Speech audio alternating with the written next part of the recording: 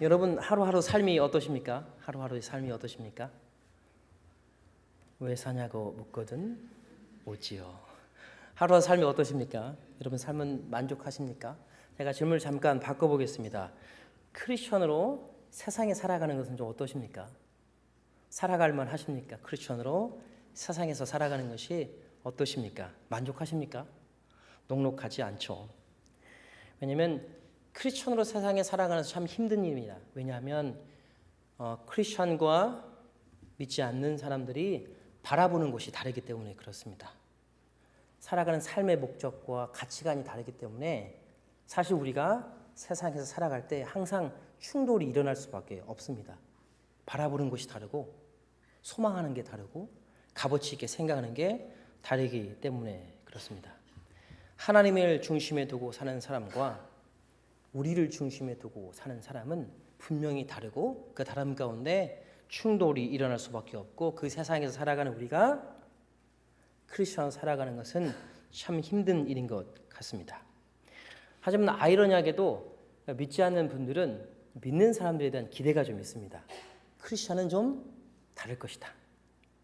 그래서 이분들은 우리를 생각할 때 항상 우리 이름에 수식어를 붙이십니다.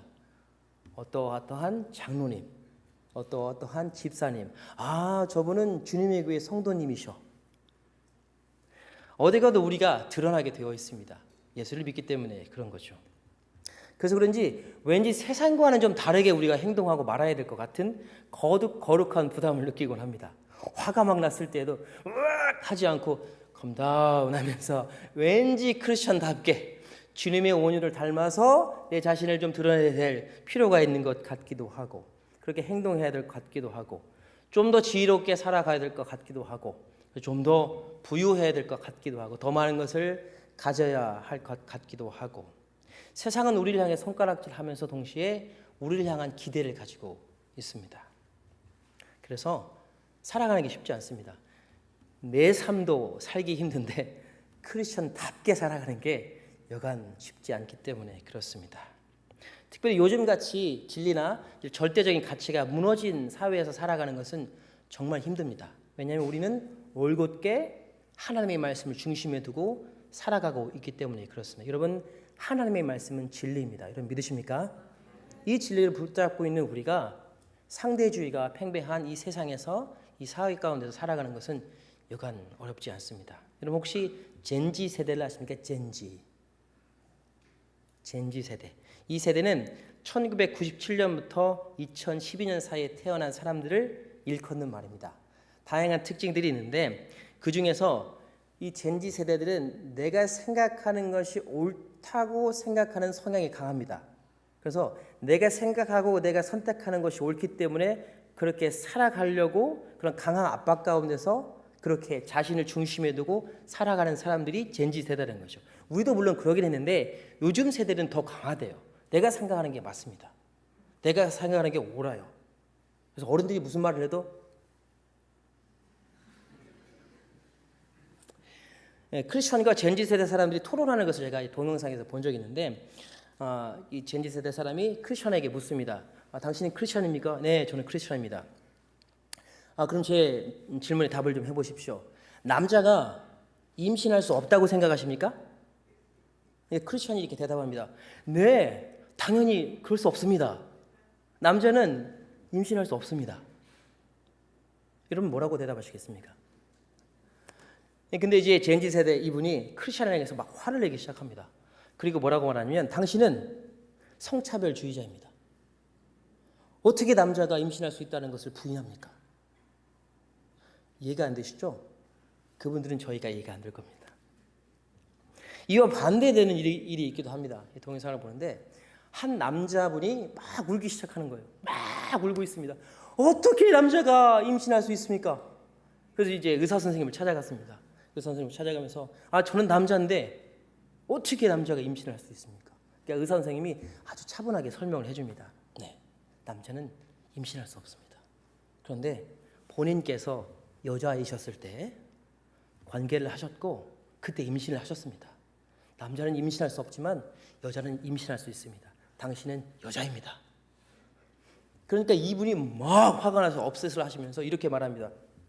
남자는 임신할 수 없습니다. 저는 남자입니다. You're wrong. 저는 이 장면을 보면, 이 동영상을 보면서 좀 놀랐습니다. 아, 생각한 대로 되는구나. 한쪽에서는 남자는 임신할 수 없고 한쪽은 임신할 수 있다고 말합니다. 서로 self confliction이 일어나는 것이죠. 상대적인 기준 때문에 그렇습니다. 이렇게 진리나 절대적인 가치가 무너진 세상에서 살아가고 있습니다. 오해는 마십시오. 제가 그분들 혐오하거나 미워하는 것이 아닙니다. 정말 사랑하고 예수를 믿고 예수 안에서 하나님의 자녀로 저는 정말 성장하기를 바라고 기대합니다. 다만 상대적인 기준을 제가 말씀드리고 있는 것이죠. 이렇게 절대적인 가치나 기준이 무너진 사회 가운데서 살아가는 사람들은, 그리고 그것을 신봉하며 살아가고 믿는 사람들이 보기에 우리는 어떻게 부르는지 아십니까? 꼰대라고 합니다. 꼰대. 말이 안 통하는 사람들, 이기적인 사람들, 세상의 흐름을 좀 잘 모르는 사람들이라고 우리를 부르더라고요. 그렇기 때문에 우리는 분명히 용기가 필요합니다. 용기가. 이 세상에서 크리스천으로 살아가기 위해서는 용기가 필요합니다. 옳은 것은 옳다, 그른 것은 그르다. 하나님은 살아계시다. 말씀은 진리이다. 주님은 우리를 위해서 오셨다. 하나님은 사랑이시다. 이렇게 크리스천답게 살아갈 수 있는 그 용기가 우리는 꼭 필요하다는 것이죠. 그리고 어느 순간에는 크리스천으로서 용기를 내어 살 것인지 아니면 척하며 살아갈 것인지를 결정하게 될 것입니다. 여러분, 우리는 어떻습니까? 우리는 세상에 맞서서 크리스천답게 용기 있게 살아가고 있습니까? 그런 용기가 있습니까? 오늘 본문의 배경은 이스라엘과 블레셋 사이의 전쟁을 말하고 있습니다. 여러분들이 잘 아시는 것처럼 이스라엘은 하나님이 특별히 선택하신 참 사랑하는 사람들이었습니다. 특별한 목적을 위해서 하나님은 선택하셨고 사용하기를 원하셨습니다. 그런데 문제가 생겼습니다. 블레셋이라는 나라가 쳐들어왔어요. 그런데 더 큰 문제가 생겼습니다. 블레셋이 너무 강합니다. 근데 그보다 더 큰 문제가 생겼습니다. 블레셋의 대표 장소로 세워진 골리앗이 말도 못하게 셉니다. 그리고 하나님의 군대로 부름받았던 그 이스라엘이 이 골리앗을 보자마자 어떻게 하냐면 주랭락을 치기 시작합니다. 두려웠기 때문에. 하나님의 군대로 부름받았음에도 불구하고, 하나님이 주신 사명이 있음에도 불구하고, 하나님 특별한 목적을 가지고서 세상에서 불러주신 그 목적이 있음에도 불구하고, 세상의 두려움 때문에, 현실의 두려움 때문에, 이 골리앗이라는 현실의 두려움 때문에 사명도 소명도 자기가 해야 될 것들 다 망각한 채 주랭락을 치기 시작했습니다.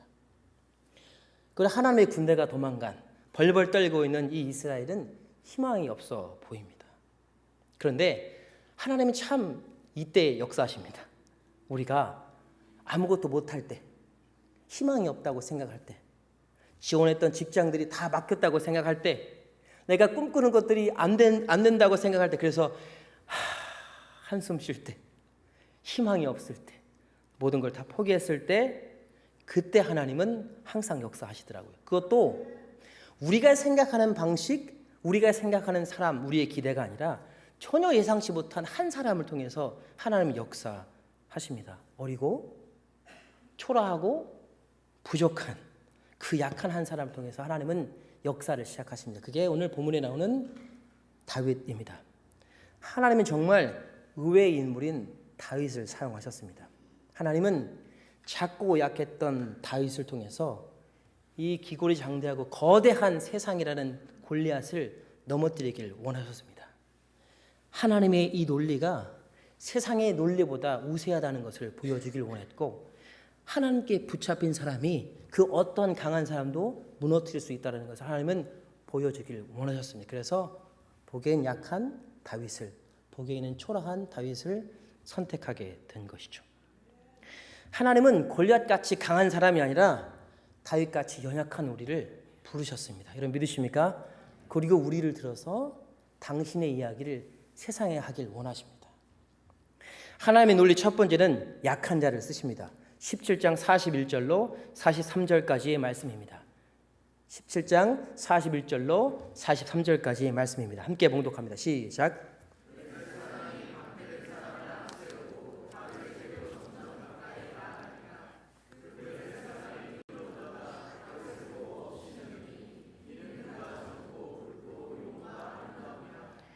블레셋 사람이 다윗에게 이르되 내가 나를 개로 여기고 막대기를 가지고 내게 나왔느냐 하고 그의 신들의 이름으로 다윗을 저주하고. 아멘.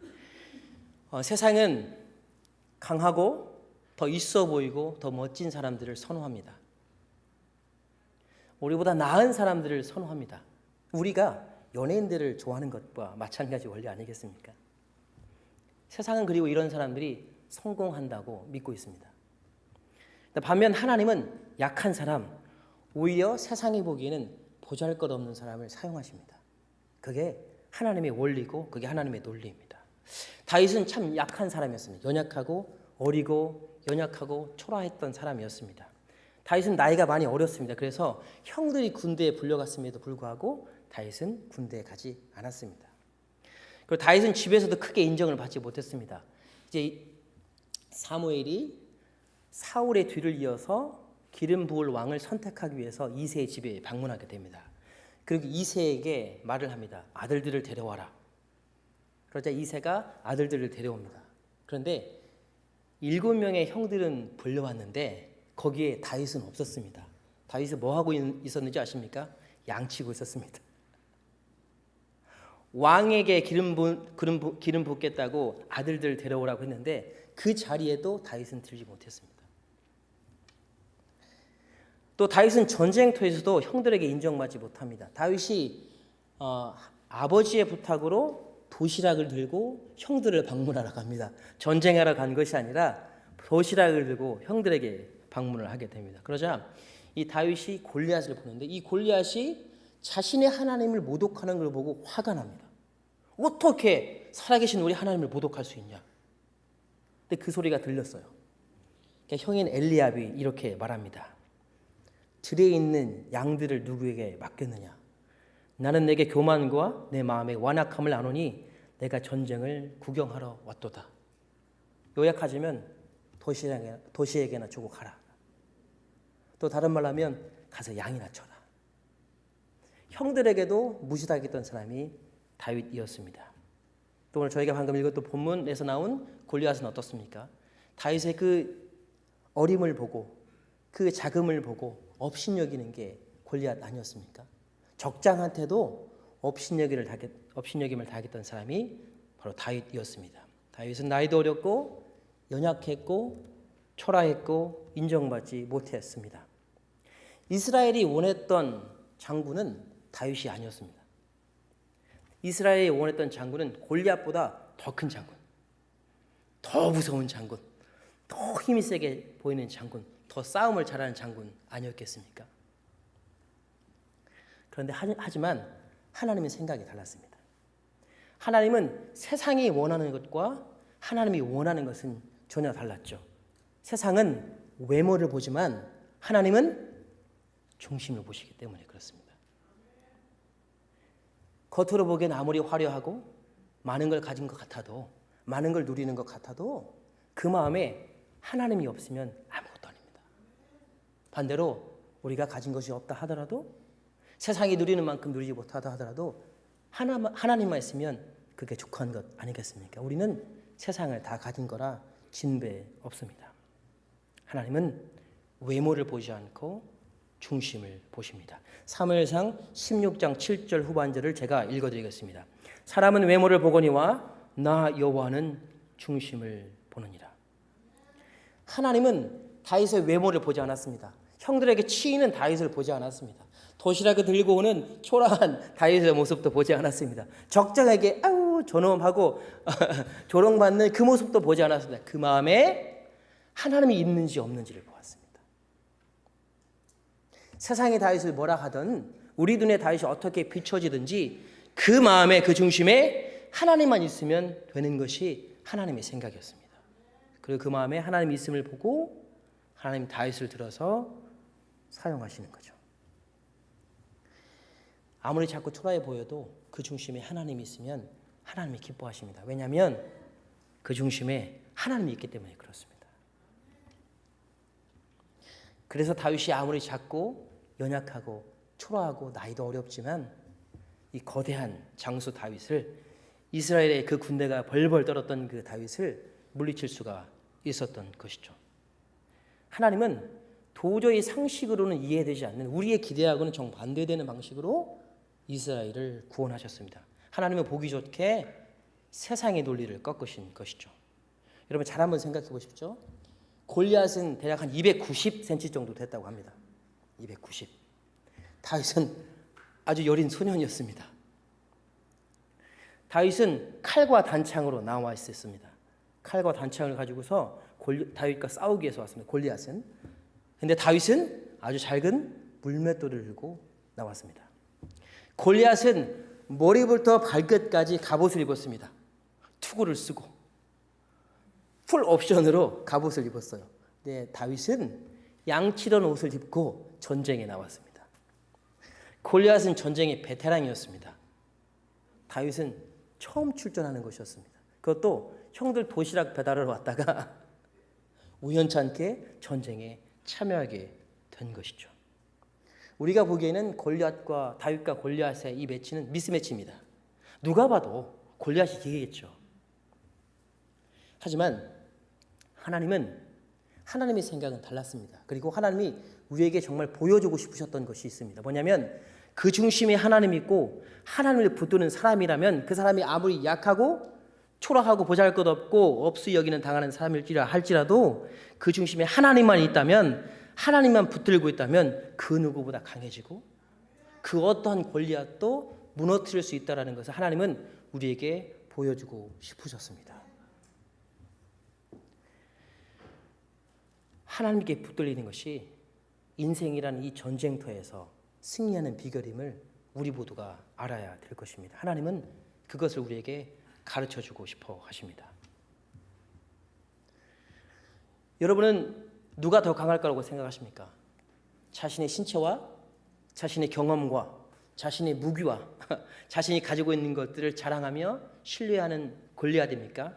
아니면 갑옷도 벗어 던지고 양치는 옷을 입고서 물맷돌을 쥐고서 그 마음에 하나님만 두고 있는 다윗입니까? 누가 더 강하다고 생각하십니까? 누가 이길 거라고 생각하십니까? 제가 질문을 좀 바꿔보겠습니다. 여러분들은 문제가 닥칠 때 어떠한 모습을 하고 있습니까? 문제가 닥칠 때 골리앗입니까? 아니면 다윗입니까? 삶의 문제가 닥쳤을 때 여러분들은 골리앗처럼 여러분이 익숙한 갑옷을 입고 전쟁에 나갈 준비를 하십니까? 여러분이 익숙한 창을 들고서 전쟁에 나갈 준비를 하십니까? 여러분을 가리워줄 큰 방패를 앞에 두고서 여러분의 인생이라는 이 영적 전쟁을 하고 있습니까? 아니면 이 모든 것을 다 내팽개치고서 하나님 주신 양치는 옷과 이 물맷돌을 들고 중심에 하나님만 두고서 다윗과 같이 나아가고 있습니까? 세상은 골리앗을 사랑합니다. 더 견고한 갑옷을 입고 싶어하고 더 멋들어진 창을 들고 싶어하고 더 괜찮은 칼을 차고 싶어하고 더 크고 더 단단하고 더 높은 방패를 선호합니다. 그래야 성공할 수 있다고 생각하기 때문에 그렇습니다. 더 많은 것을 가져야, 더 많은 것을 소유해야 된다고 세상은 생각하고 있고 자기들이 원하는 대로 하며 살아가는 것이 그게 진리이고 그게 옳고 그게 행복하다고 생각을 합니다. 하지만 우리는 정반대의 삶을 살아가고 있습니다. 하나님만 있으면 됩니다. 여러분 믿으십니까? 우리가 세상의 모든 것을 다 잃어버려도 우리 마음에 하나님만 있으면 그러면 우리는 이미 승리한 것입니다. 그것을 다윗을 통해서 하나님은 우리에게 보여주고 싶은 것입니다.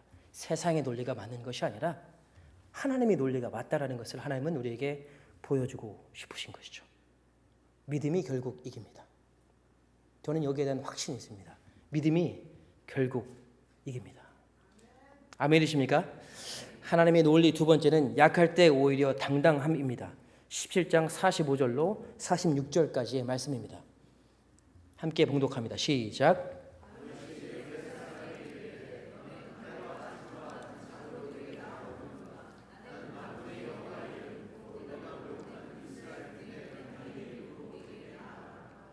아멘.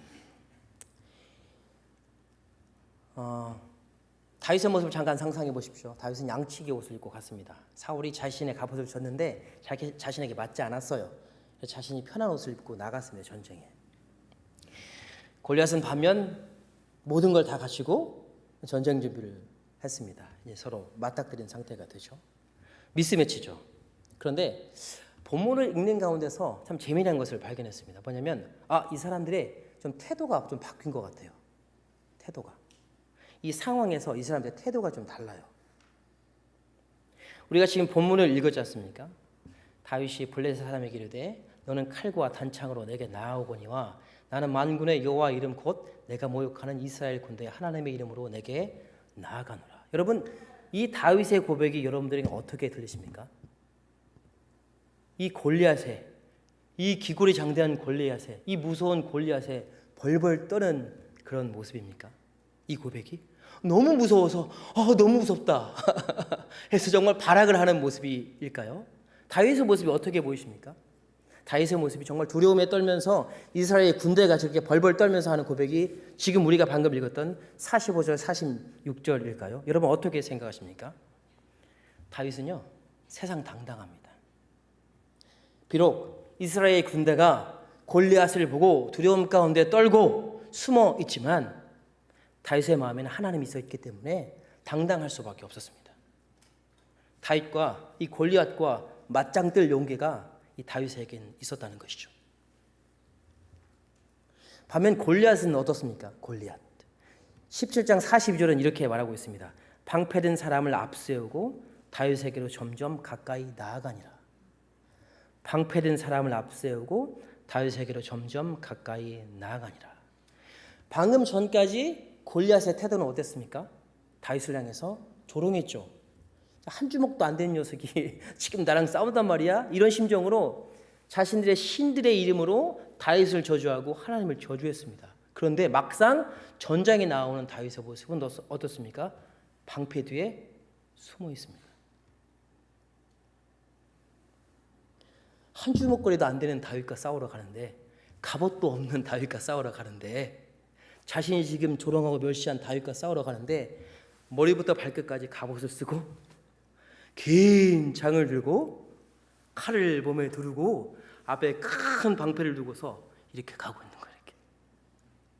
자기의 한 말과 행동이 미스매치입니다. 여러분 이 골리앗의 모습이 어떻게 보이십니까? 당당한 장소 같아 보입니까?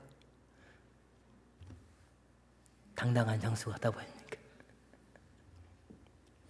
제가 보기에 골리앗은 보여지긴 당당했지만 방패 뒤에 숨은 겁장이었습니다. 여기에 하나님의 논리가 있습니다. 다른 말로 하면 하나님이 보는 시각과 세상이 보는 시각이 전혀 다르다는 것입니다. 골리앗의 논리가 지배하는 세상은 보기에는 믿지 않는 사람들이 다 가진 것 같아 보입니다. 행복해 보이고 세상 편해 보입니다. 자기 중심이 된 삶이 누가 보기에도 행복해 보입니다. 그래서 우리를 향해서 고지식하다, 대화가 되지 않는다, 이렇게 조소를 하기도 하고 핀잔을 주기도 합니다. 겉보기에는 오늘 골리앗처럼 겉보기에는 이 세상은 정말 그럴싸해 보이고 가장 행복해 보이고 있어 보입니다. 하지만 하나님의 시각에서 보면 이 세상은 다릅니다. 오늘 본문에 나온 골리앗처럼 방패 뒤에 숨은 골리앗처럼 자신들이 만들어 온 방패 뒤에 숨어 있는 사람들이 믿지 않는 사람들이라는 거죠. 하나님 눈에는 이와 같습니다. 자신들이 갖고 싶은 것, 원하는 것들로 화려한 것들로 방패를 만들어서 그 뒤에 숨어 있는 겁니다.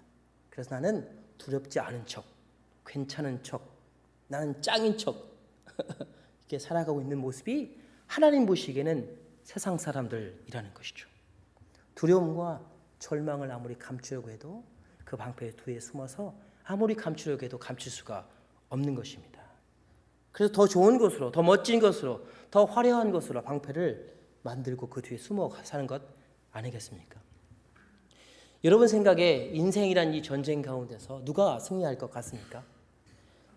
화려한 갑옷을 입고 머리부터 발끝까지 바늘 하나도 들어가지 않을 만큼의 그 갑옷을 입고서, 그리고 멋진 창을 들고서 아주 잘 드는 칼을 차고서 기가 막힌 방패를 앞에 세워둔, 하나님을 버리고 하나님의 손을 뿌리치고 믿음 없이 살아가는 사람들일까요?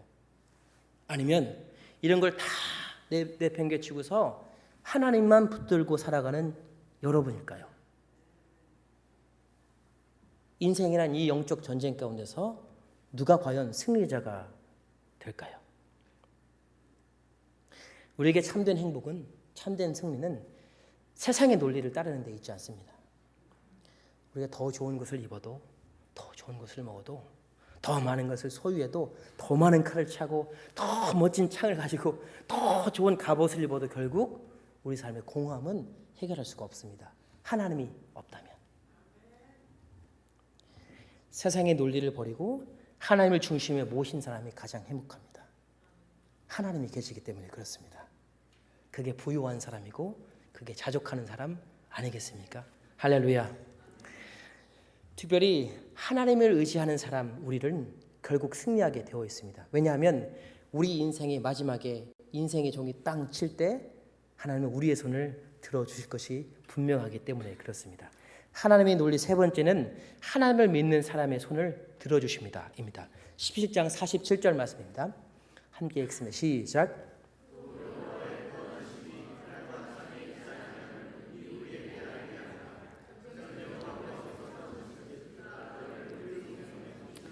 아멘. 다윗은 참 지혜로웠던 사람인 것 같습니다. 왜냐하면 다윗은 이 전쟁이라는 시험의 출제 의도를 아주 분명히 알았습니다. 여러분 삶 가운데서 시험이 있잖아요. 시험에는 출제 의도가 분명히 있습니다. 마찬가지로 다윗이 지금 경험하고 있는 이스라엘과 블레셋 사이 전쟁의 시험은 출제 의도가 있습니다. 뭔지 아십니까? 하나님만을 의지할 것인가? 아니면 하나님을 버릴 것인가? 하나님은 이걸 보고 싶으셨던 거예요. 이 전쟁의 무시무시한 전쟁 가운데서 골리앗을 보고서 두려워서 주력량을 치는 것을 보는 것이 아니라, 그럼에도 불구하고 오늘 다윗처럼 하나님의 이름을 의지해서 나아가는 것, 하나님을 의지하는 것을 보길 원하셨어요. 다윗은 그걸 잘 알았던 거죠. 그 중심에 하나님이 있었기 때문에 그렇습니다. 그리고 이 다윗이 참 지혜로운 것은 이 전쟁을 할 때 누구의 손을 잡으면 승리하는지를 정말 잘 알고 있었습니다. 47절은 이렇게 말합니다. 전쟁은 여호와께 속한 것인즉. 겉으로 보기에는 이 전쟁이 이스라엘과 블레셋의 전쟁이었지만 사실은 하나님과 이방신의 전쟁이었습니다. 만들어진 신과 스스로 계신 하나님, 창조주 하나님 사이의 전쟁이었습니다. 미스매치죠. 그렇기 때문에 이 전쟁은 이미 하나님이 이기신 것입니다. 여러분 믿으십니까? 그리고 하나님은 이 전쟁 가운데서 이 승리를 누군가를 통해서 전달하기를 원하셨습니다. 그 한 사람을 보고 있었습니다. 그 한 사람. 그래서 전쟁의 마지막에 네가 이겼다. 그게 오늘 다윗이었습니다. 그게 다윗. 하나님은 다윗을 통해서 자신의 승리를 세상에 선포하고 싶으셨던 것입니다.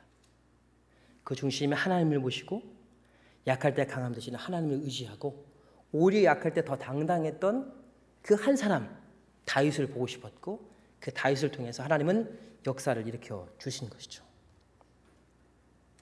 다윗은 이것을 알았던 것 같습니다. 이 전쟁에서 승리하려면 하나님만 믿으면 되겠다. 이 전쟁에서 승리해서 나중에 승리의 계가를 올리려면 하나님 손만 붙들면 되겠다. 하나님 손만 꼭 잡고 가야지. 하나님 손만 꼭 잡고 가야지. 그래서 결국은 하나님이 그 손을 올려주신 것이죠. 여러분 우리 모두는 예수 그리스도를 믿은 이후에 영적인 전쟁이 시작됐습니다. 보이지 않지만 우리는 영적인 전쟁 가운데 살아가고 있습니다. 여러분 믿으십니까? 하나님을 버리고 하나님을 업신여기고 믿는 사람을 조롱하고 하나님의 손을 뿌리치고 우리가 자신이 중심이 되어서 세상의 가치관의 중심이 되어서 살아가는 사람, 그리고 모든 것을 다 버려도 하나님만 있으면 된다고 믿고 하나님만 붙잡고 살아가는 우리들 사이에 영적인 전쟁이 아주 치열하게 시작되었고 지금도 우리는 그 영적인 전쟁 가운데서 있습니다. 세상의 논리를 붙들고 살아갈 것인지 하나님의 논리를 붙들고 살아갈 것인지 우리는 매 순간 싸우게 되어 있는 것이죠. 하나님만 붙들고 나아갈 것인지 세상의 가치관과 좋은 것들을 붙들며 그것을 호의하식하며 누리며 살아갈 것인지 우리는 이 영적인 갈림길에 항상 놓여 있다는 것입니다. 그런데 우리가 알아야 될 것은 우리 인생에는 분명히 마지막이 있습니다. 그 인생의 마지막에 마지막 종소리가 딱 울릴 것입니다. 이제 인생의 마지막 라운드가 끝났다. 그리고 인생의 결과를 발표할 때가 올 것입니다. 여러분은 누구의 손이 들려지겠습니까? 하나님을 버리고 하나님을 업신여기고 하나님의 손을 무시하고 하나님의 손을 놓고 자기 자신을 의지해서 살았던 사람들일까요? 아니면 정반대로 하나님만 의지한 채 하나님의 손만 꼭 잡고 그렇게 오롯이 살아갔던 여러분들일까요? 고린도후서 6장 10절 말씀입니다. 고린도후서 6장 10절 말씀입니다. 함께 읽습니다. 시작.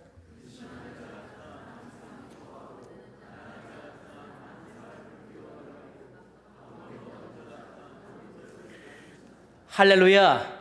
우리는 모든 것을 가졌습니다. 왜냐하면 하나님이 있기 때문에 그렇습니다. 그리고 하나님을 손을 잡은 우리가 결국 승리하게 되어 있습니다. 이런 믿으십니까? 어떤 상황 가운데서도 끈질기게 징그럽게 하나님 손만 붙잡으십시오. 세상의 논리가 아니라 하나님의 논리에 따라서 살아가는 우리가 되었으면 좋겠습니다. 인생의 마지막에 우리 손을 높이 치켜 세우면서 네가 승리했어 라고 하나님은 우리를 높이 올려주실 것입니다. 여러분 믿으십니까? 그렇기 때문에 우리는 세상을 부러워할 필요가 없습니다. 골리앗의 높은 키를 부러워할 필요 없고요. 골리앗이 입고 있는 삐까번쩍한 갑옷도 부러워할 필요가 없습니다. 그 긴 창을 바라보면서 이야 대단하다 할 필요도 없습니다. 방패를 자랑할 이유도 없습니다. 하나님이 전부이고 결국 우리가 승리하기 때문에 그렇습니다. 여러분 우리에게 있어서 골리앗은 무엇입니까? 여러분이 되고 싶은 골리앗은 무엇입니까? 우리는 여전히 골리앗이 되고 싶어합니다.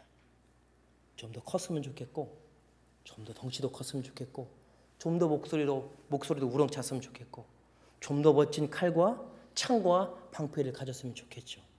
우리는 아직도 골리앗이 되고 싶어합니다. 여러분이 갖고 싶어하는 방패는 무엇입니까?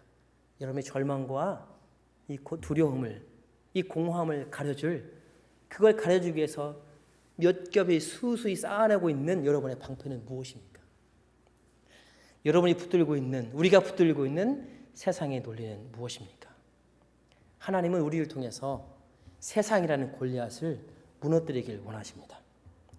세상이 자랑하는 방패를 산산이 부수기를 원하십니다.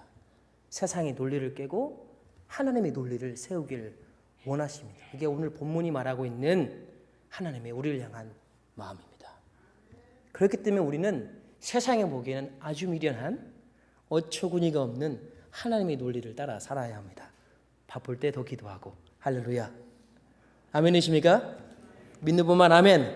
힘들 때 더 예배하고 할렐루야.